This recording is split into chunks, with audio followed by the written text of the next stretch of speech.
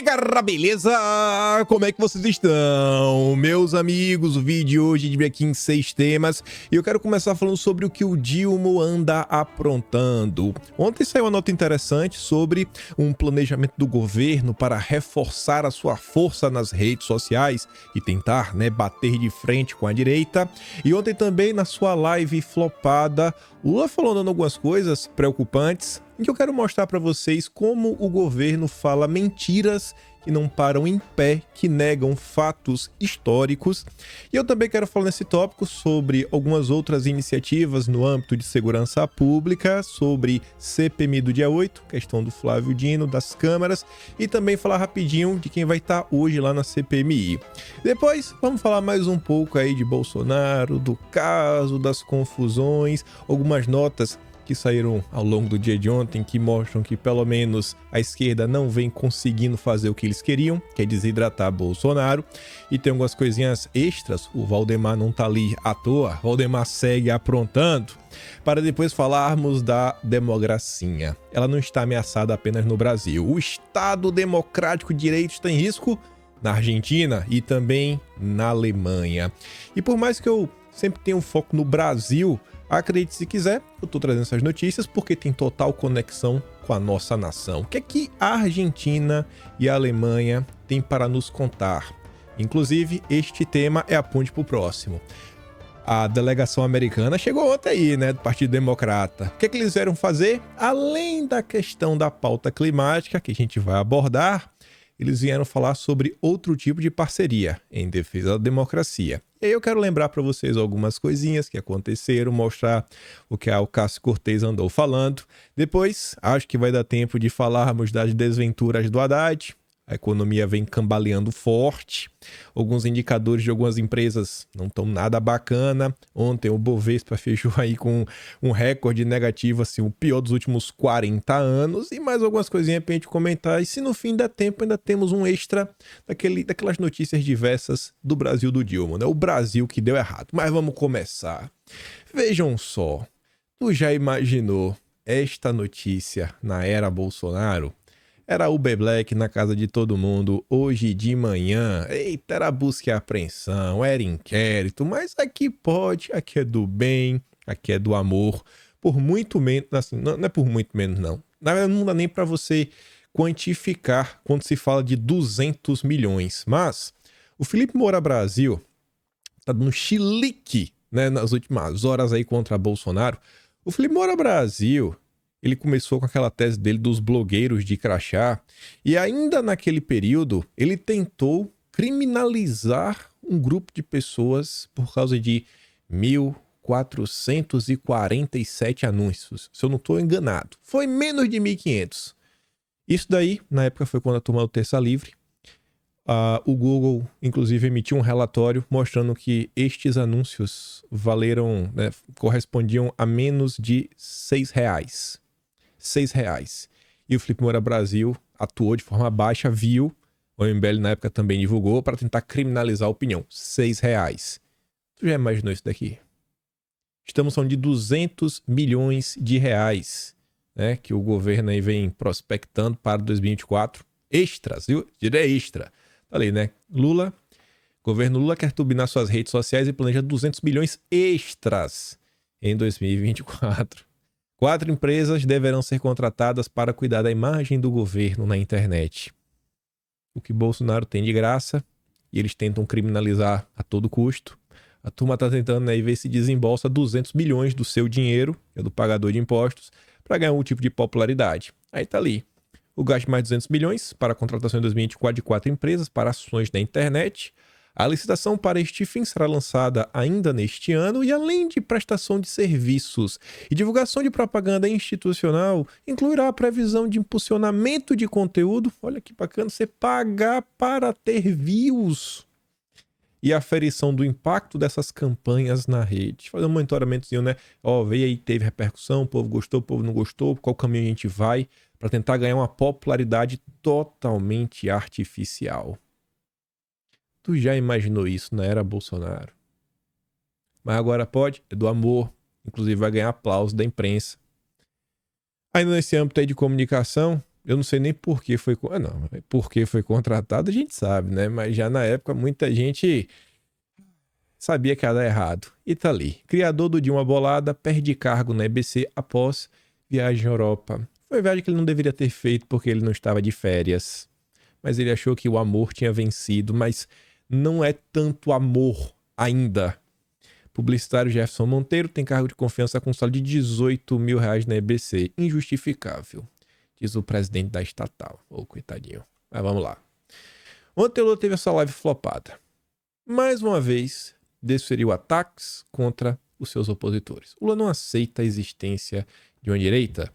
E eu acho que o Lula também não quer que alguns grupos na sociedade, alguns grupos do barulho, alguns grupos que causam temores na população, a galera da cervejinha e a galera que faz coisa muito pior do que a cervejinha, acho que o Lula não quer que essa turma também, né, enfrente algum tipo de percalço. Tu já imaginou essa turma invade uma casa e aí a galera da casa pode se defender? Aí é problema. Aí é problema. Não. Já aprenderam. Pessoal, se algum bandido entra em sua casa, o que você faz? Você fala pra ele o seguinte, ó, peraí, 2 altos, você tem que fazer assim com o dedo, 2 altos. Quem já brincou na rua sabe que 2 altos é aquele momento que todo mundo é a regra, a gente tem que respeitar. Então sabe que naquele momento não pode fazer nada. Ele não vai te roubar, ele vai te esperar. Fala 2 altos. Aí você pega o telefone, você explica pra ele, ó, vou ligar pra polícia. Então você tem que esperar a polícia chegar pra você poder começar a roubar em 2 altos. Enquanto isso você pode botar uma música calma. Hoje em dia com a internet tá fácil. Você pode botar, né, Imagine, John Lennon. Pronto, é fácil. É recomendável também ter uma pomba dentro de casa, porque aí você afasta qualquer tipo de problema. Se ele começar a ficar nervoso, você fala, ó, ali tem uma pomba, a pombinha da paz, a branca. E aí você espera, se liga pra polícia, tá tudo resolvido. Não tente se defender, jamais. Não. Deixa ele tomar várias cervejinhas, né? Leva todo o seu engradado. Aí tá ali. Quem anda com a ferramenta é um covarde, diz Lula. Eu nem trouxe aqui uma nota que a turma compartilhou, que saiu na Folha de São Paulo anos atrás, que o Lula falou que já andou, né? À noite em São Paulo com a ferramenta. Ele já andou. Então ele é um covarde também. Aí fala assim, ó, que estupidez é essa? O Brasil não era assim? Não, realmente não era, né? Depois do PT, o Brasil ficou extremamente violento. Depois que apareceu alguém querendo, né, deixar a população se defender. Realmente. Esse não é o histórico do PT. O histórico do PT é proibir a população. Já a turma do mal, sabe como é, né? Daquele jeito. Quem aqui quer comprar? Quem? Crime organizado. Pronto. Será que eles que querem comprar? Que eles compram legal, né? Tudo bem. E algumas pessoas que não querem fazer bem pra ninguém. Eu não quero ter uma ferramenta dentro de casa pra fazer bem. Se eu tivesse em casa, é pra me livrar de alguém. Pronto. Tá vendo isso daí, né? E o engraçado disso é o seguinte. Pega aquela fala, mais uma vez, né? Pra gerar divisão na sociedade. Junto com isso daqui, Ministério da Justiça acusa Bolsonaro de criar um caos na política das ferramentas. Aí tá ali, ó. Levantamento da gestão Lula aponta que Bolsonaro publicou 44 medidas jurídicas e causou retrocesso na política das ferramentas. Abre aspas. Além de ignorar as evidências científicas disponíveis sobre os riscos da ampliação ao acesso, bom, Bolsonaro ampliou, e qual foi o que a gente viu no Brasil? O período mais pacífico da história recente. Nunca tantas pessoas tiveram suas vidas preservadas, mas ainda assim os números são alarmantes. O Brasil saiu de uma média de uns 60 mil óbitos para 40 e poucos. Uma redução gritante na era Bolsonaro. Então, assim, eu acho que o empirismo destruiu a ciência petista. E munições pela população e criar este caos normativo, o desmantelamento da política de regulação responsável, né, das ferramentas, também desconsiderou a opinião pública. O povo não queria isso. Será mesmo? E aí temos que relembrar um passado bem recente, onde o povo realmente, né, mostrou qual foi a sua opinião na época. E o que eu estou querendo me referir? Ao referendo de 2005. Foi perguntado para o povo brasileiro: o comércio, ele deve ser proibido no Brasil?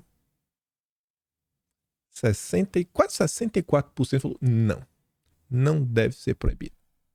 Somos a favor. Contra 36%. Né? Diferença entre não e sim supera 27 pontos. 2/3 da sociedade brasileira falam, não, cara, a gente é a favor. Esta é a opinião pública. Estes são os fatos. Quem ignora a opinião pública é o Dilma e seus ministros. E aí eu achei uma coisa engraçada. Quando eu cliquei nessa nota, na Folha de São Paulo, na nota antiga, que é 2005, você vê até o formato, a Folha Online, padrão totalmente diferente. No final dessa nota tem vários links. A Folha fez uma cobertura especial. A Folha fez campanha aberta. Gente, as pesquisas que sempre erram, né? A Folha soltou uma nota falando o seguinte, que 79, alguma coisa por cento da população, no caso, iria votar sim. Iria votar para proibir. Quase 80%. Foi totalmente oposto, né?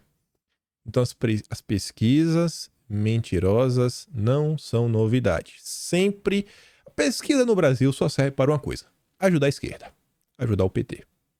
Aí eu falei, né, tem várias notícias ali embaixo. Uma dessas notícias era essa daqui, ó. Bolsonaro diz que não vai ganhar com 15 pontos de diferença. Errou, Jair. Não foi 15, foi 27. Foi uma vitória acachapante. Já estava lá, né? Pauta histórica de Bolsonaro. Quem votou nele, votou sabendo. E, inclusive, isso daqui eu acho que também pode ser utilizado para referendar a opinião pública. Que se Bolsonaro foi eleito em 2019, é a voz das urnas, né? É o que o PT diz atualmente, para poder impor os seus maiores absurdos. Não. É a política que foi prometida durante as eleições. Então, que nota descaradinha, né? Descaradinha demais. Que é outra palavra, mas eu evito xingamentos. E tá ali, ó. Bolsonaro afirmou neste domingo que o não deve ganhar com uma diferença de 15 pontos. Sobre o avanço do número de eleitores que votam contra a proibição, Bolsonaro afirmou que antes da campanha somente uma voz era ouvida, a voz do consórcio de esquerda do establishment. A população entendeu que a mudança é um engodo. Resolveram mudar tudo, mas esqueceram de combinar com os bandidos. E aí, estava certo desde sempre, né? Mas tudo bem. Voltando aqui para os dias atuais. Os clubes aí das ferramentas e lojas também são esvaziados para conter a escalada bélica. Que manchete tendenciosa, né? Empresários reclamam de prejuízos. Uma coisa é quebrar por burrice. Uma coisa é quebrar por ganância. Uma coisa é quebrar por desorganização, sabe? O cara tá aquela confusão na empresa, tá de oba-oba, não tá levando a sério. Outra coisa é quebrar por uma infelicidade, alguma coisa aconteceu, algum absurdo que o cara não esperava, uma mudança brusca no mercado, o surgimento de uma tecnologia nova, disruptiva, que o teu produto não tem mais aquele apelo tipo máquina de escrever. Lançaram o computador, quem quer mais máquina de escrever? Algo assim, você entende, né? É o processo da vida. Outra coisa é você ver empresas quebrando por vingança ideológica, por decisões governamentais. E isso daqui está acontecendo nesse âmbito. A gente vai voltar a falar disso hoje ainda, quando a gente falar de Agenda Verde. A gente fala do Valdemar. Valdemar tá demais. O Valdemar tá demais. Mas tá ali, ó.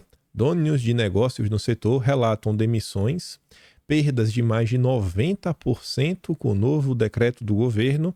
Já especialistas, né? O da Globo, defendem medidas e controles sobre esse mercado. Turma da esquerda que é o controle, porque a turma da cervejinha fica mais segura. Também tratando de segurança, o temor das forças com a criação da Guarda Nacional. O modelo foi proposto pelo ministro da Justiça, o Flávio Dino, em reação ao que ocorreu no dia 8. A nota fala que, em nota enviada à reportagem, o Ministério da Justiça informou que a criação da Guarda passa por estudos internos de viabilidade. A proposta elaborada por Dino é mantida sob sigilo. E a nota diz, né, que a turma aí das forças, o pessoal verde oliva, tá meio preocupado. O que pode acontecer, o que pode não acontecer, meu Deus, temos que tomar cuidado, não podemos derrapar. Vejam só o estado das coisas. Uma coisa é certa, né, gente? Isso daqui não é nenhuma novidade. Eu acho que esse tipo de medida não tá pegando ninguém de surpresa. Quem conhece minimamente o PT, esquerda, o Foro de São Paulo, sabe que as guardas bolivarianas é o que tem para hoje, é o padrão. Já era esperado, não precisa nem ter colocado no plano de governo. E já que a gente falou aqui do ministro da Justiça, Segurança Pública, o senhor Flávio Dino, a manchete já diz tudo sobre ele e o texto é sobre outra coisa. CPMI do dia 8. Comentamos na semana passada que o Dino entregou, né, as imagens, mas não dá nem para falar que ele entregou metade, pela metade, não. Ele entregou apenas as imagens de 2 câmeras. E os deputados, né, a oposição, os senadores de direita, eles estimam que temos pelo menos, mas pelo menos, na pior das hipóteses, lá no prédio, umas 30, 50 câmeras, né? Então, pelo menos umas 30, 2. Cadê as outras imagens? Por que não manda? E aí, por causa disso, por causa dessa relutância do ministro em não entregar o material solicitado, que a gente não consegue entender, né? Acho que vocês também não entendem, porque ele tá tão relutante. A oposição vai apresentar uma denúncia contra ele na PGR pela entrega parcial das imagens. Eu não trouxe aqui o pedaço da nota, mas está previsto para hoje de manhã, já cedo, uma mini coletiva de imprensa. O Jorge Seife foi um dos parlamentares de direita que conversou com a Gazeta do Povo. Falou: a gente vai ter uma mini coletiva, vai falar sobre o ocorrido, do porquê a gente está tomando esse tipo de ação, vai protocolar. Isso vai acontecer antes do início da sessão de hoje da CPMI, que contará com a presença do Adriano Machado, o jornalista da Reuters, né, o fotógrafo. Hoje ele vai estar lá na CPI, prestar algum tipo de esclarecimentos. E aí tá ali, ó, os parlamentares da oposição solicitaram a convocação de Machado para que ele explique a sua interação com os invasores, conforme é evidenciado por imagens vazadas do Palácio do Planalto. A suspeita levantada pelos oposicionistas é de que, supostamente, o profissional de imprensa parecia orientar poses e ângulos dos manifestantes em suas fotos. Temos que entender, né? Uma coisa certa, a turma voltou depois para ver como foi a foto, tapinha no ombro, aperto de mão. Teve até aquele cara que deu um pontapé na porta, né? Ele olhou para trás para ver se o Adriano estava vindo, aí viu o Adriano lá e falou: pô, só faltou falar, né? Posso ir? Só faltou falar isso. Então acho que pode ser reveladora o depoimento de hoje. Amanhã, com certeza, o que tiver de mais importante, trago para a gente comentar. E seguindo, falando de câmeras, falando de imagens, quero começar falando de um caso que circulou muito ao longo do dia de ontem. A turma da esquerda, inclusive ministros do Lula, pegaram um vídeo de Bolsonaro numa cerimônia onde ele aparece recebendo alguma coisa, né, de um oficial da aeronáutica, e a turma quis sugerir que era algo ilegal, seriam joias. Aí o que eu acho engraçado é o seguinte: essa aqui do Metrópolis foi até bem direto. Esse tweet que fala assim, ó: objeto entregue a Bolsonaro em cerimônia é moeda do Departamento de Saúde e Assistência Social do Ministério da Defesa. Segundo a FAB, o objeto não tem valor comercial e representa o órgão ao qual o militar estava vinculado na ocasião. Simples assim, era apenas uma medalha. Apenas uma medalha. O Metrópolis foi bem direto. Mas os outros veículos de comunicação que se referiram a esse caso soltaram notas nesta linha: vídeo de Bolsonaro recebendo presente secreto, ainda coloca entre aspas, de oficial da FAB viraliza. Saiba o que ele recebeu. Vocês vão me falar que se fosse um presidente de esquerda recebendo uma medalha de alguém, vocês querem me convencer que a imprensa soltaria esse mesmo tipo de manchete? Primeiro que não ia ser imprensa. Quem primeiro iria aparecer para desmentir o ocorrido seriam as agências de fact-checking. Eles iriam procurar os grandes perfis, como no caso ocorreu. Se fosse um ministro de Bolsonaro, iam pegar, porque teve um ministro do Lula, compartilhou, ia pegar o ministro e falar: ó, ministro de Bolsonaro compartilha fake news, N-I-U-S, news, fake news, e tá ali, viraliza. Mas uma prova da desinformação bolsonarista e da estratégia de atuação de desinformação da extrema-direita nas redes sociais. Eu tô mentindo? Eu estou inventando? Será que eu tô falando é maluquice ou esse é o padrão do consórcio? Mas como foi contra Bolsonaro, saiba o que é, né? Saiba o que ele recebeu. Por que não desmente já na manchete? Por que não chama de fake news? Por que não pega alguém da esquerda pra falar, ó, tá colocando fake news? Por que não faz isso? Porque o objetivo não é trazer a verdade, é atacar Bolsonaro. Aí nada, quem sabe, essa manchete ainda serve, né, pra atacar um pouquinho mais. Você vê o subtítulo, ó. Mulher promovida ao posto de brigadeiro da aeronáutica entrega objeto a então presidente durante solenidade em Brasília e Bolsonaro esconde no bolso o que recebeu, mas Fábio minimiza episódio. Vocês estão vendo? O cara lê a manchete, o cara lê o subtítulo e ele não encontra a verdade. Em poucas palavras, o Estadão foi direto. Desculpa, o Metrópolis foi direto. É pedir demais? Assim, não precisa nem ser o mesmo tratamento, não precisa ser gente de fact-checking, não. Mostrando os ministros do Lula, os deputados de esquerda. Também teve deputado de esquerda que compartilhou o vídeo fazendo piadinha. Não precisa fazer isso, não. Mas só colocar a verdade já na manchete. Só isso. Aí tá ali, ó. Nesta segunda-feira, o ministro Paulo Teixeira postou no Instagram o trecho do vídeo que mostra a entrega do objeto a Bolsonaro. Imagem repugnante. Alguém suspeita o que poderia ser esse objeto dourado que passa escondido para as mãos do ex-presidente? Questionou o ministro de Lula na publicação. Complicado, né, pessoal? Esse é o consórcio que exige respeito. E que vai ganhar um dinheirinho extra agora, né? Com a PL 2630, que vão aprovar o Lula. O Lula vai ajudar seus amigos mais uma vez. Aí veja só. Antes saiu mais uma nota, mais algumas, sobre o caso aí da sexta-feira passada. Defesa de Bolsonaro diz à CNN que alertou Cid a devolver joias antes de decisão do TCU. Tem que devolver imediatamente, diz mensagem encaminhada ao ex-ajudante de ordens. Aí aqui a nota da CNN tem até vídeo. Aí no vídeo eles colocam lá qual foi a mensagem, etc. Essa mensagem foi enviada pelo Van Garten. Isso, olha só, o TCU determinou a devolução no dia 15. Nós já tínhamos mostrado que no dia 13, antes da decisão do TCU, a defesa de Bolsonaro já tinha solicitado por escrito que assim queremos devolver. Tava lá, documento, protocolado, em juízo, né? Fez a petição. E no dia 9, e tem como provar também que tem a mensagem, 9 de março de 2023, ao meio-dia 59, o advogado encaminhou 2 mensagens para o Cid. Tem que devolver imediatamente. É impressionante como ninguém pensa. As mensagens aparecem como visualizadas no aplicativo de WhatsApp.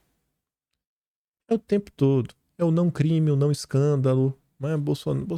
Pelo quê? Ai, dureza, né? Mas continuar. Aí depois disso daí, no dia de ontem, o assunto assim já tá ficando meio em segundo plano.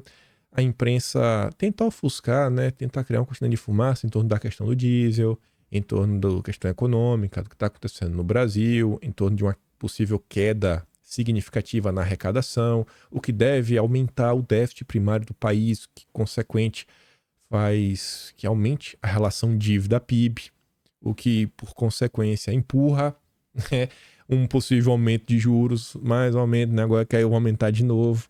Então, assim, tem que abafar isso, para não prejudicar o Lula. E o que eles acham sempre é tentar destruir Bolsonaro. Mas não deu certo. Não deu.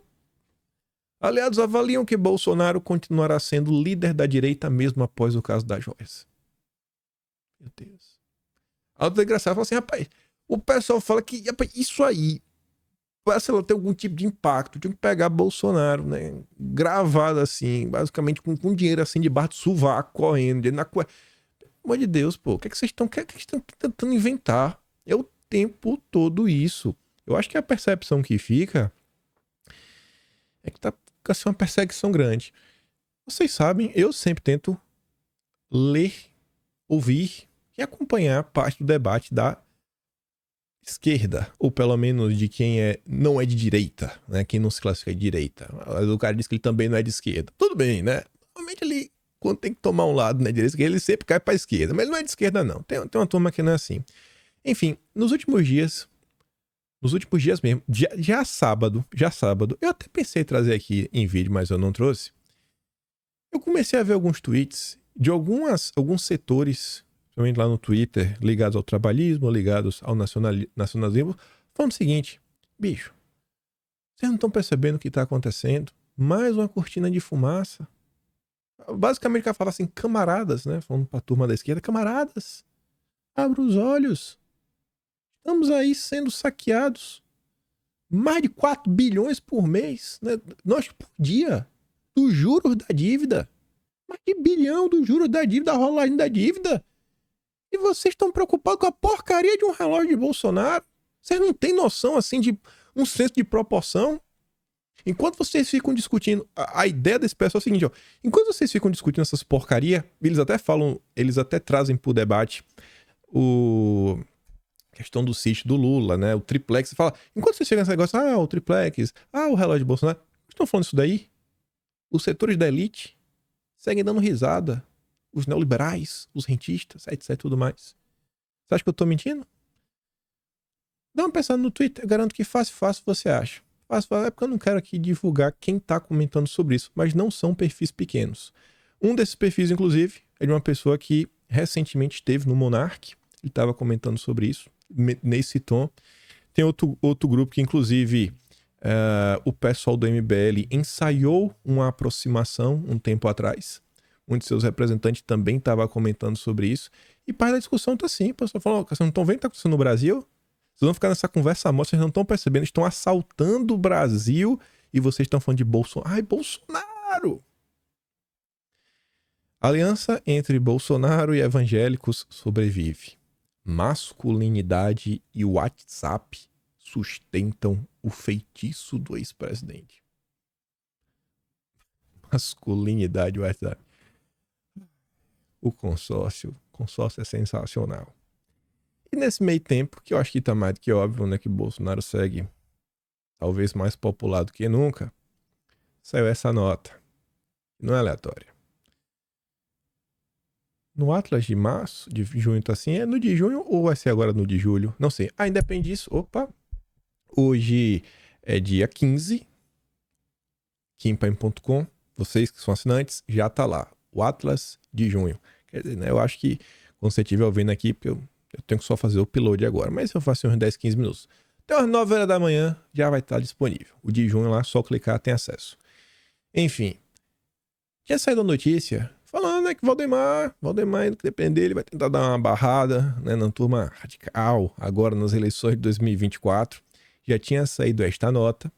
E aí, ontem saiu o seguinte: o mito ficou tóxico.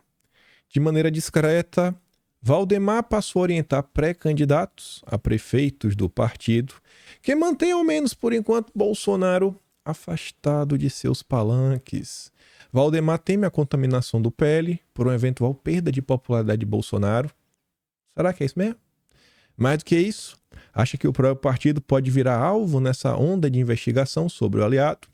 Valdemar também está decidido a não ceder a Jair Bolsonaro o controle da decisão sobre os futuros candidatos a prefeitos. A exceção é o Rio de Janeiro, mas no resto do país ele não pretende abrir mão de decidir. Ficou mais certo disso depois de sexta. Gente, não é que o Valdemar não quer abrir mão o candidato nem nada. O que o Valdemar quer? Você quer um exemplo que o Valdemar quer? Valdemar quer afastar Bolsonaro da mesa. Ele quer aplicar um Dallagnol. Ele quer se afastar de Bolsonaro sem perder o voto de Bolsonaro. Bolsonaro ganha uma banana e Valdemar ganha secretarias, indicações. Você quer um exemplo disso? Se liga. Tá pequenininha ali a notícia do Metrópolis. Porque o mais importante é o comentário que o Renato já fez. Favorito à vaga no TCE, tribunal importantíssimo, responde a 4 ações por superfaturamento. Subtítulo, tá pequenininho, mas dá para ler. Indicado de Valdemar e Kassab, o deputado Marco Bertaioli responde por ações da época em que foi prefeito de Mogi das Cruzes. Olha só. Então, quantos cargos Tribunal de Contas do município. O Valdemar não quer ele. Fala, não, foi eu que te ajudei a te eleger. Então, em contrapartida, tenho um amigo porreta. Ah, sensacional pra você indicar aí, rapaz. Pra gente salvar o Brasil. E o Renato comentou coisa sobre esse caso falando o seguinte, ó. Em um movimento quase inédito, Tarcísio terá a chance de se livrar do tucanato que tem dominado uma das cortes mais importantes do estado de São Paulo, o Tribunal de Contas, o qual, a depender da sua indicação, terá a chance de ser uma barreira contra os avanços da ideológica Agenda Verde. Isso poderá abrir o precedente dos tribunais de conta exercerem a sua função como mecanismo jurídico e menos ideológico. Em sua gestão serão abertas 4 vagas e o histórico dos futuros aposentados é quem vai se aposentar. O primeiro, que agora vai abrir em setembro, que é o que o Valdemar quer emplacar o seu amigão, Edgar Camargo Rodrigues, nomeado em 91, na gestão de Fleury, então PMDB, completa 75 anos. Robson Marinho, Conselho TCE desde 97, ex-Casa Civil na gestão do Covas. Se aposenta em janeiro de 25. Quem se aposenta em setembro de 2025 é Antônio Roque Cittadini, conselheiro desde 88, na época do Orestes Quércia, PMDB. E Sidney Beraldo, que se aposenta em novembro de 2025, atual presidente do TCE, foi deputado estadual e está no órgão desde 2012, na gestão Alckmin, de quem foi secretário-chefe da Casa Civil. Você quer entender de forma bem simples? Quantas notícias ao longo do governo Bolsonaro vocês não escutaram que Lucas Furtado acionou Bolsonaro? Teve até uma notícia recente que o Lucas Furtado apareceu, onde ele acionou o Campos Neto, né, por uma coisa que ele nem fez, porque ele questionou a possibilidade de fazer, né? Que é um absurdo. A terceirização aí dos ativos, né? Terceirizar a gestão dos ativos do Banco Central. Isso nem só acionou. Lucas Furtado não dormia em serviço. Olha, a própria discussão que está acontecendo em torno de Bolsonaro, Tribunal de Contas da União, né, via TCU. Aí imagine tudo que pode ser feito enquanto o ministro do Tribunal de Contas do Estado. Lembra da época da CPI da pandemia? Aquelas informações do que as confusões criadas pelo consórcio Nordeste, algumas daquelas coisas, tiveram, né, um início, um Tribunal de Contas do Estado. Toda essa pressão que se faz em nível nacional pode fazer em nível do Estado. Pode um tribunal desse, quando o Renato diz assim na questão da agenda ideológica verde, pensa o seguinte, o governo abre um edital, etc, tudo mais, aí imagina um tribunal de contas ideológico, fala, peraí, esse edital não presta, tem que aumentar o compliance aí, tem que aumentar a regulamentação, tem que colocar um pouco de agenda verde aí, e aí você começa a avançar. E o estado de São Paulo, né, um dos maiores, em termos econômicos, é o maior estado do país, a relevância política é gigante, então você ter um tribunal desses não alinhado a essas pautas de extrema esquerda pode inclusive ser um indicativo para o resto do país. Este é um tema que eu devo tentar trazer nos próximos dias, sempre que houver notícia, porque eu tô indignado com o Valdemar. O Valdemar tá aprontando demais. E eu tenho para mim que eu tenho certeza que deve ter alguém muito mais alinhado a Bolsonaro para entrar nessa vaga. Muito mais alinhado a Bolsonaro do que o candidato de Valdemar, que aparece ali, né, como um cara que está respondendo por 4 ações por superfaturamento. Valdemar tá demais. Tá demais.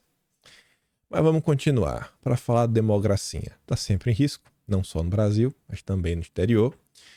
Olha que engraçado. Ontem eu falei com vocês o seguinte, gente, eu não sou um profundo conhecedor da política da Argentina, não conheço profundamente o Milei. Agora, para mim, uma coisa está mais do que claro. Vendo a forma como a imprensa está criticando ele, dá para ter a mais pura certeza e convicção que o Lula está chateado. Se a imprensa está contra, é porque o cara não é bom pro Lula. Simples assim. E para não restar dúvidas, olha lá, Globo News. A assessoria de comunicação extraoficial do Lula. Planalto e Itamaraty estão preocupados com o avanço de Javier Milei na corrida eleitoral da Argentina. O diagnóstico é que uma eventual vitória dele pode ser um obstáculo aos esforços liderados por Lula para a integração dos países da América do Sul, né? Imagina que tipo de integração é essa. Vocês lembram no passado, né? Cuba, Venezuela, né? Grandes obras, né, de engenharia em outros países. O Lula aí que está conversando com o Macron, basicamente vai entregar o Brasil, colocar o Brasil Vamos botar assim, acorrentar. Falar uma coisa que tem um número, não número 4. Não. Vai colocar o Brasil de joelhos. Bom, colocar o Brasil de joelhos. União Europeia. Esse acordo do Mercosul. Travar o desenvolvimento nacional para abraçar a transição energética. Aí, mais uma vez, né, o Guga Chakra. Lula precisa se preparar para a possível vitória de Milei na Argentina. Como assim, pô? Meu Deus do céu, que desespero é esse? Aí essa nota traz algumas informações sobre o Milei. Aí você vê, porque o Lula tá meio chateado, né? Não vai dar tão bom o acordo com o Mercosul. Porque, ó, por um lado, o Milei acha que tem uma conspiração globalista dessa história aí climática. Ele também é contrário, meu corpo, minhas regras, mesmo em caso coisa complicada. O governo brasileiro já deveria começar a preparar planos de contingência. Ele não é apenas um aliado de Bolsonaro, como também é anti-Lula. A Globo tá muito preocupada, né, com seu papai. Aí, Caio Junqueira, que também tem um bom trânsito com os petistas, fala que o Itamaraty vê Milei com preocupação, mas vê uma chance de virar. Tem 2 meses aí até as eleições, acho que vai desidratar. Já tá fazendo campanha. Pena que a Rede Globo, né, não consegue influenciar nas eleições da Argentina, então chora mais que tá pouco. Vamos ver aí o resultado. Acho que se a esquerda não vencer, já é um grande avanço. Eu acho que a Argentina tá no nível tiririca. Pior do que tá, não fica. Eu acho isso, né? Mas pode ser que não. Porque a Helene Cantanhede... Foi a Cantanhede que trouxe? Acho que foi a Helene Cantanhede. Acho que tá nessa nota. Ontem a bolsa na Argentina desmoronou, o dólar subiu. Então falando que isso já é uma repercussão como o Milei é um problema pro país. Agora, esta nota desta senhora que não sabe o que é um disjuntor. Sério mesmo.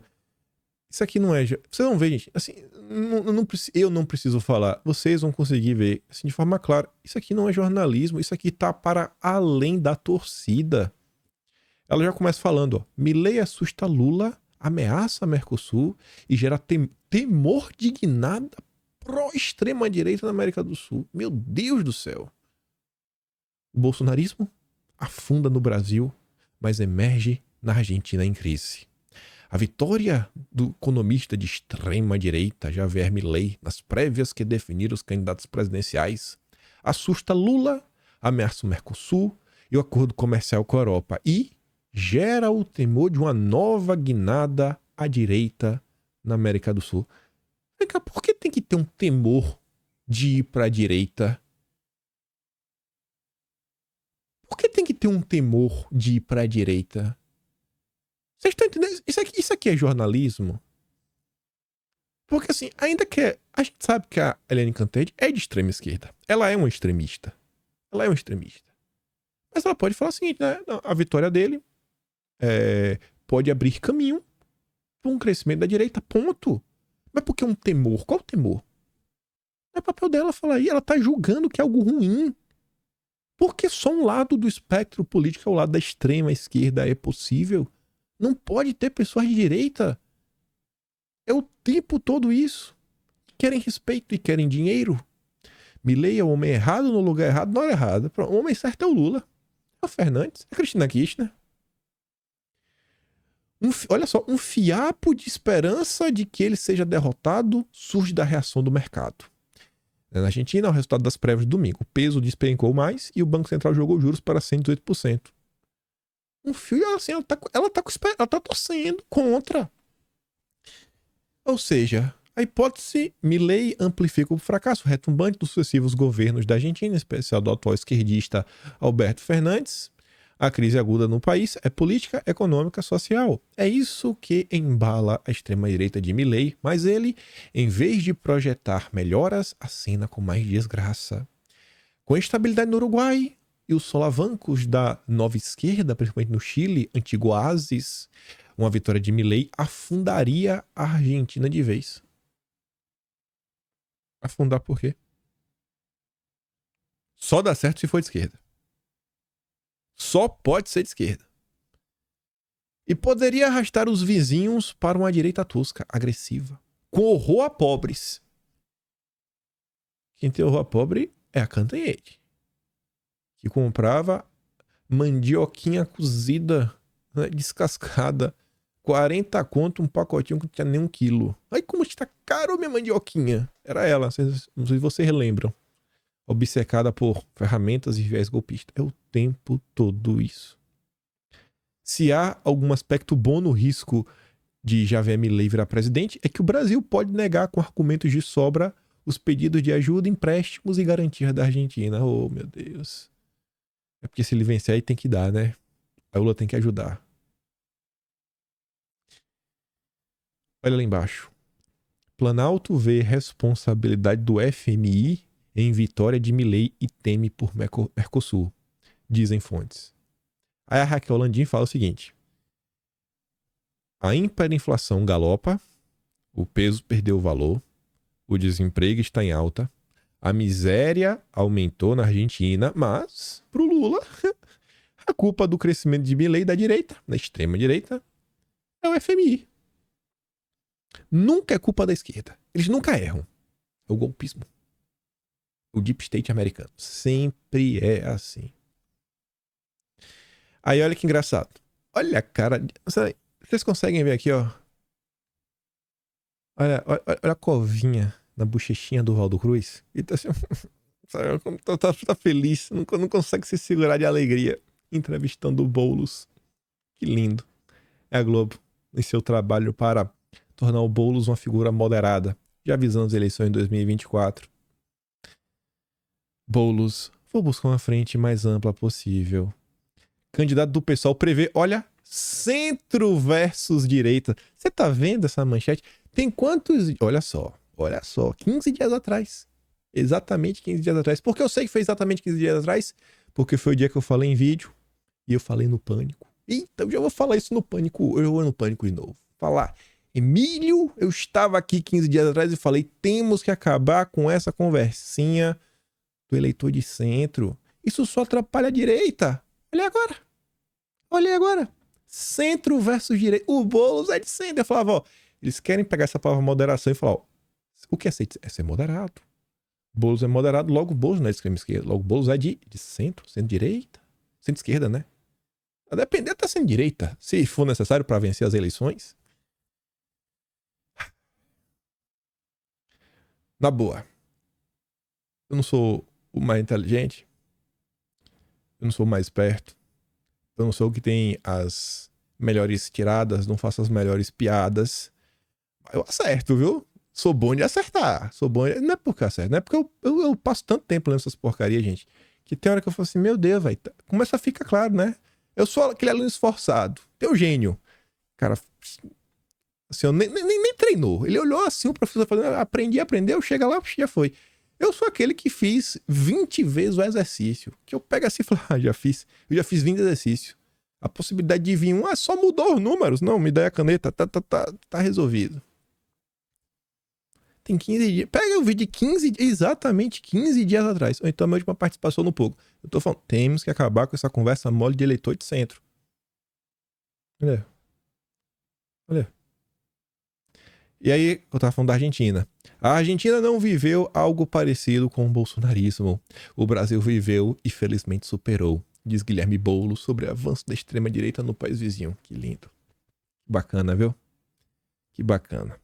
O Valdemar e o Duda Lima, que deviam ver isso daqui, né? Eles que pregam tanto pelo eleitor de centro. O Duda Lima, que tá empenhado, né, em conquistar forças de centro para sua campanha lá do Ricardo Nunes escantear Bolsonaro. Mas tudo bem. Saindo um pouco, mas ainda falando de Brasil, mas sempre, né, tentando sair da Argentina pro Brasil, trazer a discussão de lá para cá. Outra vez esse comentário aqui do Pedro Burgos, que é professor do INSPER. Eu acho que ele ainda... Eu já fui em algum momento, não há dúvida agora, mas ele já foi em algum momento professor do INSPER.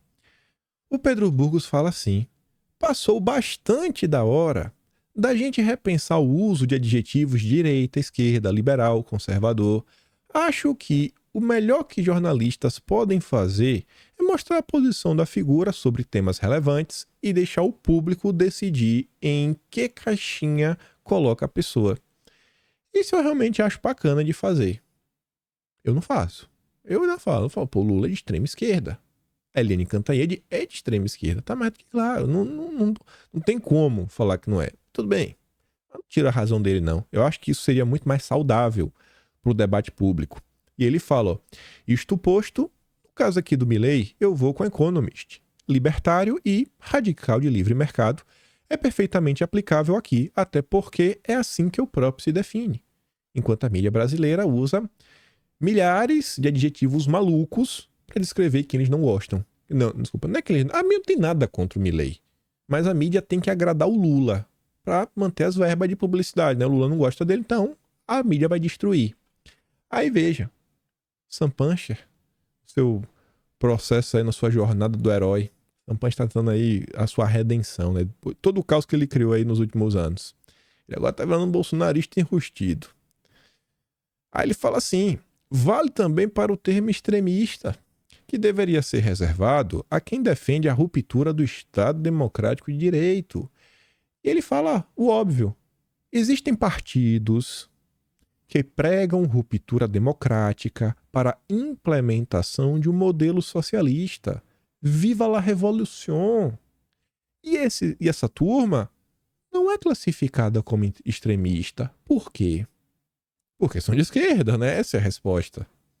E o consórcio está tomado. Mas eu acho bacana. São poucas vozes. Daqui não vai o mainstream não vai se tornar isso, pelo menos não nos próximos anos. Mas é bom ver que tem algumas vozes que estão mudando o seu palavreado, tentando medir, escolher melhor as palavras que utilizam. Isso é importante. Isso é importante. O radicalismo do Lula, essa pregação adianta, ela está fazendo com que pessoas acordem e repensem em várias coisas que eles falam, faziam. Eu acho que realmente, talvez eu fui um pouco injusto. Ainda mais quando vê, né? Foi enganado. Enganado, mas tudo bem. Deus dá a segunda chance. Efeito Milei. Desconexão de políticos tradicionais com demandas da população impulsiona libertário. Eu quis trazer essa nota porque você pode trocar o nome de Milei por qualquer político, botar Bolsonaro, que encaixa do mesmo jeito. Você troca libertário por conservador. Este é o grande ponto. Vocês já entenderam. A população já entendeu. O grande problema no Brasil hoje, em qualquer país, é a falta de representatividade. São políticos que são eleitos sem nenhum objetivo, sem nenhum projeto de país, de nação. Uma nação na sua economia. Uma nação, ela tem cultura, ela tem uma tradição, tem raízes. Um povo sem raiz... O que é uma árvore sem raiz? Você já viu uma árvore sem raiz? Ela não fica em pé. Não fica em pé. Esse é o grande problema e é por isso que o Bolsonaro tem tanta força e não perde. Há um consenso de que o voto em Milei deriva da irritação com políticos tradicionais, políticos de centro, que não dão as respostas nas necessidades da população. Por outro lado, é falta também, né, do dólar, uma de refúgios argentinos, né, saltou de 60 para 700 pesos em 4 anos. Olha a inflação. Tudo explica que as eleições fossem hoje, Milei ganharia entre os menores de 30 anos, principalmente entre homens, segundo diversas pesquisas. E assim como no Brasil, as mulheres elas são um pouco mais refratárias à direita, né? A receptividade dele é menor pelo seu discurso contra o que classifica como ideologia de gênero. Não existe, tudo maluquice, né? Não existe. É o que ele classifica. E contra meu corpo, minhas regras.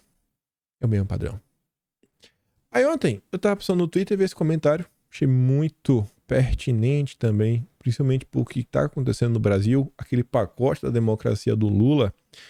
O Ivan Kleber colocou ali já traduzida uma nota de um jornal alemão, que eu fui atrás. Tá aqui, ó. Zwei Präsidente gegen die AfD. Der Wegzum Verbot ist das Eu não sei nem falar alemão, né? Tô aqui só esculhambando. Mas tá ali, a manchete original para mostrar que não é fake news.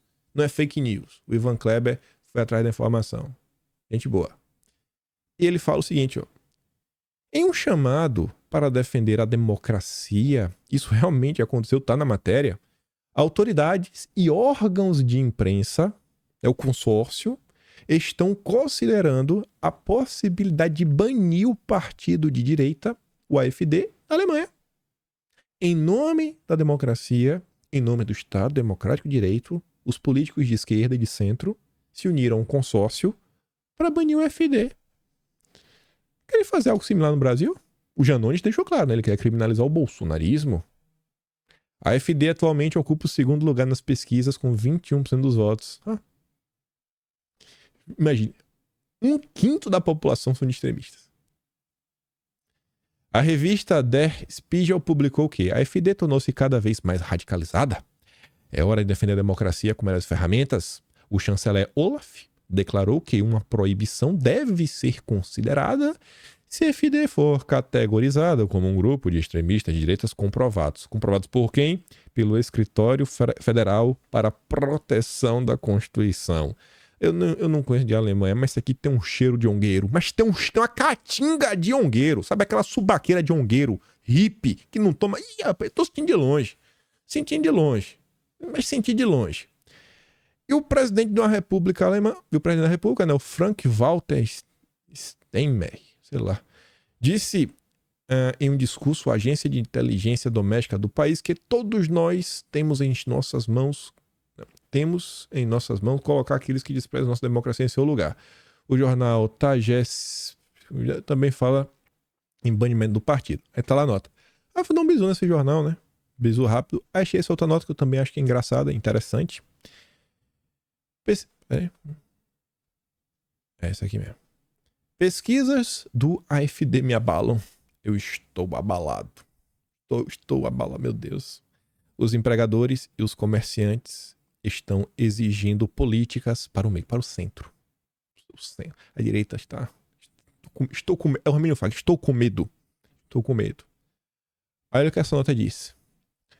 Dugger disse: temos que lidar muito mais com cidadãos insatisfeitos. Apenas muito poucos eleitores acham o programa AfD empolgante. 1/5 do país. Muito pouco. 1/5 do país.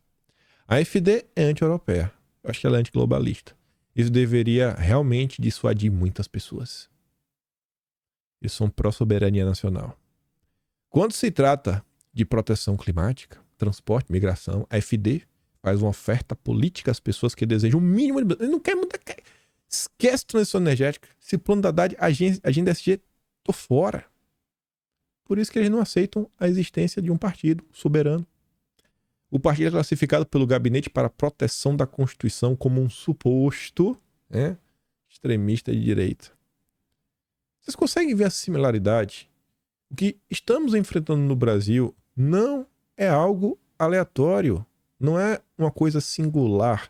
Está acontecendo por todo o globo. Você vê de um lado, você vê do... É a mesma coisa.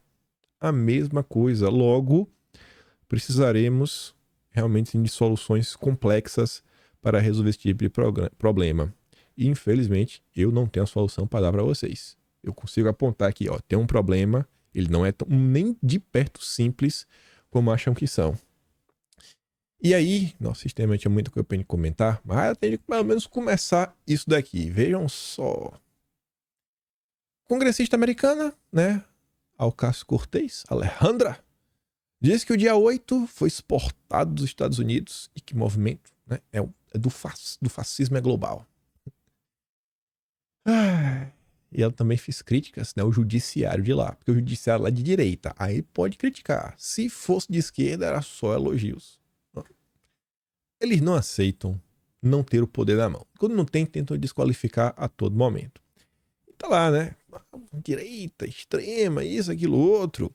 O G1 diz, ó, que Ocasio-Cortez se reuniu com Celso Amorim e debate meio ambiente, desenvolvimento e extrema-direita. Aí tá ali, né? Fontes do Planalto apontam que os parlamentares e Celso Amorim também trataram sobre os riscos da extrema-direita no mundo. E sobre isso, você quer entender melhor essa questão? Você só vai achar as respostas no Atlas Brasileiro de abril. Em abril, o analista nacional Andrew Coríbico, ele escreveu essa seguinte nota, aqui é a tradução. Se você sabe que é interativo, se você clicar na nota, você vai ter acesso nela na íntegra. A rede de influência planejada de Lula com os democratas dos Estados Unidos servirá aos interesses liberais globalistas. E aqui essa nota do Andrew, ele está repercutindo uma notícia que foi publicada originalmente no Político. É uma notícia do Alexander Burns, né? Alexander Burns, onde ele comenta os bastidores e o Burns, ele conversou com pessoas nos Estados Unidos que estiveram com a comitiva do Lula, onde eles falam, não, estamos aqui discutindo a possibilidade, né, de um programa, uma parceria, a gente trabalhar junto para combater a direita. Em abril. Onde é que os democratas estão? No Brasil. Para debater o quê? Combater a direita. América do Sul. Não é aleatório. Você acha que isso aqui é coincidência? Você acha que essas falas coincidência? Ela está falando só porque é o padrão? Vocês acham que é? Não é. Não é. Vai lá, releiam. Isso daqui, inclusive, está no âmbito, essas duas notícias, não do capítulo de Relações Internacionais, isso aqui está no capítulo de Regulamentação das Redes, porque eles falam sobre a importância das redes sociais para combater a extrema-direita. Vai lá dar uma lida. Quem consegue contar a história assim? Só o Atlas brasileiro. O maior trabalho historiográfico do Brasil. Não, viu? Pior que é mesmo. Sem querer ser arrogante, viu? Nesse carinho e no cuidado, não tem pra ninguém. Aí, eu achei engraçado, gente. A Ocasio-Cortez, parece que ela toma aulas com a Miriam Leitão. Ela veio defender a agenda climática. Eu dei um print no frame que ela diz, ó. Não podemos comer dinheiro e beber azeite, né? É a famoso ensinamento da Miriam Leitão. Pobre não come gasolina, né? A gente não come dinheiro. Então temos que salvar o planeta. Veio lá, né? Tá ali a Fernanda Melcano do PSOL. Hoje a congressista Cortez se fez presente na atividade organizada pela companheira Célia Chacriaba, na Comissão da Amazônia e dos Povos Originários Tradicionais. Para discutir o quê? Agenda Verde. Agenda Verde. Fala a verdade. Janeiro de 2021. Será que em janeiro de 2021, quando começamos a falar da agenda SG e dos problemas dela e como ela estava vindo com tudo para o Brasil, será que vocês imaginariam que iríamos ler uma nota como essa? A gente vai chegar na parte em vermelho. Tá ali, o SG, calma. Autoridade climática é adiada após derrotas de Lula e Marina no Congresso. Uma dificuldade do Congresso em criar novas estruturas, essa é a dificuldade, mas estamos trabalhando não só em relação a essa proposta. Ela está associada também a um projeto de lei que vai fazer a regulamentação do mercado de carbono. Tá vendo aí, né? Quem vai ser a CVM do mercado de carbono? Autoridade climática. Autoridade. Olha que eu sou uma autoridade no tema. O que eu falo é lei. Estamos fazendo a discussão da governança climática com os instrumentos normativos conjuntamente. Segundo a lei de Marina, o objetivo é que a entidade não vai interferir no dia dos ministérios, mas vai fazer recomendações e acompanhar políticas climáticas. Citam como exemplo o desenvolvimento e adequação da agenda ESG. Será que vocês conseguem imaginar? Eu não consigo imaginar. Ele começou a falar disso de janeiro de 2021. O governo Lula é ESG. Talvez mais do que comunista, mais do que servo do Foro de São Paulo. O governo Lula é mais ESG do que tudo isso. Talvez, né? Porque fica aparecendo. Você acha que a Cortez não veio discutir sobre isso? E o PAC? O PAC verde? O PAC dos cataventos? Novo PAC adianta medidas no plano do governo Lula 3 para a transição ecológica. Olha que coisa bacana. Olha as palavrinhas-chave.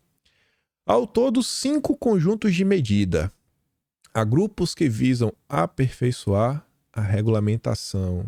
Para quê? Setores específicos, melhorar o ambiente para concessões político-pública-privadas, ou a parceria com os amigos do rei, né? Os novos campeões nacionais vão surgir, que propõem tornar mais eficiente as compras públicas. O que são compras eficientes? Compras dos amigos. Quando você só compra do amigo. E um específico para incentivos à transição.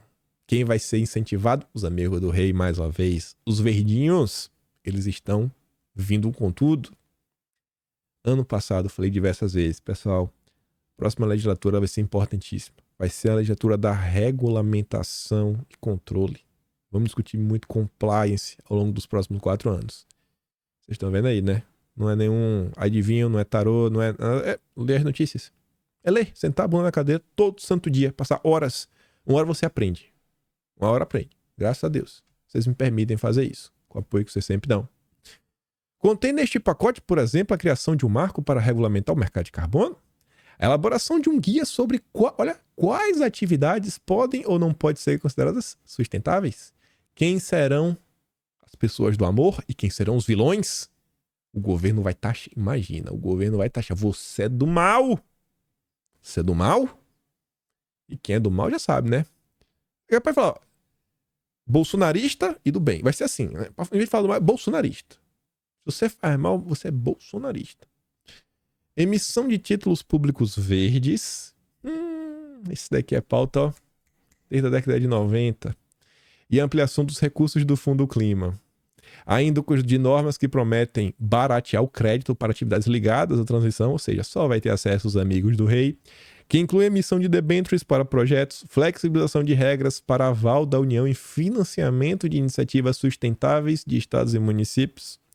O governo deve editar um marco regulatório para estímulo aos combustíveis de baixa emissão de carbono, como o etanol, tipo da Raizen, que o Rubens Ometo tem uma participação, amigo do rei, primeiro empresário que teve com Lula, maior doador, tipo isso, não sei, né? E os cataventos? Para incentivar as melhores práticas em gestão de resíduos e logística.